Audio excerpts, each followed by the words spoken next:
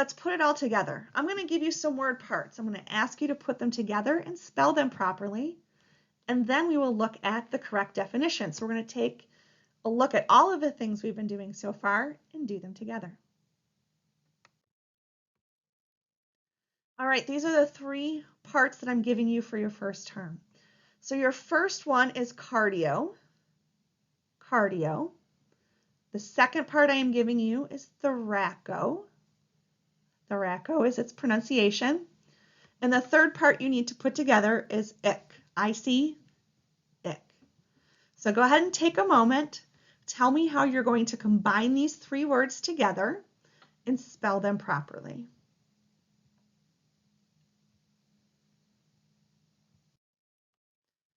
Okay, so here is a proper spelling of the word. So cardio and thoraco are both root terms. We can tell because we've seen them on the word list, but you also see the combining vowels. So in cardio, you see the backslash and the O, which is the combining vowel. Same with thoraco. Also has the backslash and the O, which is a combining vowel. If we combine 2 root terms together, we almost always keep the combining vowel. There'll be a few examples where we don't because it's too many vowels in a row, but in this case, we're going to keep our combining vowels. So cardio, thorax. So C-A-R-D-I-O-T-H-O-R-A-C.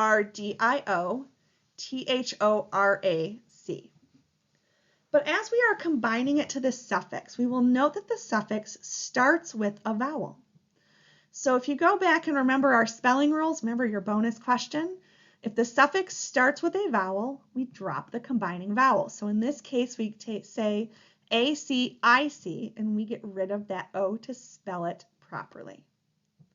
All right, hopefully you got the correct spelling, and if not, please go back and review our videos on correct spelling of medical terms.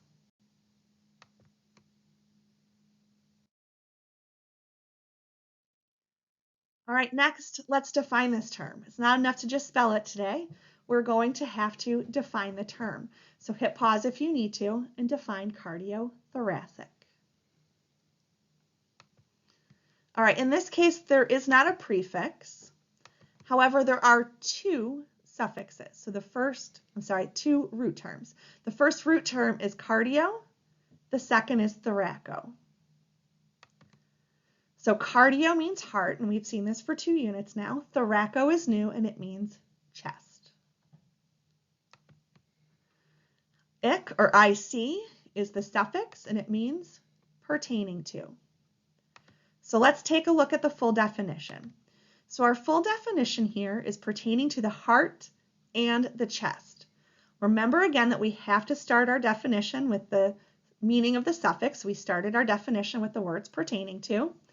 And we have to represent somewhere in that definition both root terms. So we have to use both the word heart and the word chest. So in this case, we can just say pertaining to the heart and the chest.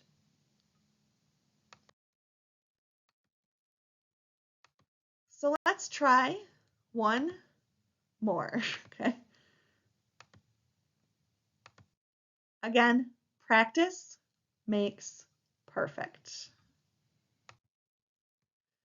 These are your 3 word parts. Let's see if you can spell them and put them together properly. So your first word part is A. Your second is spleno, S-P-L-E-N, backslash and the O. And the third word part is ick, I-C. Go ahead and see if you can spell this word properly. Hopefully this is what you came up with. Okay, A comes at the beginning. It is a prefix because the little dash is at the end, and it attaches to the spleno portion. So A, S-P-L-E-N. You are going to notice, just like the last term, our IC ending or our IC suffix starts with a vowel. When we start with a vowel, our combining form or a combining vowel gets dropped. So in this case, the O is going to get dropped. So the proper spelling here is A-S-P-L-E-N-I-C.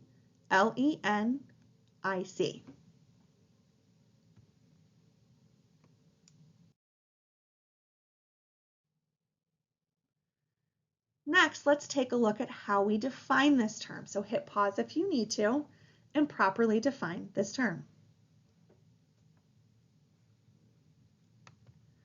All right, we did have a prefix in this term, and the prefix here was a. And again, you could tell because the dash was at the end of the letter.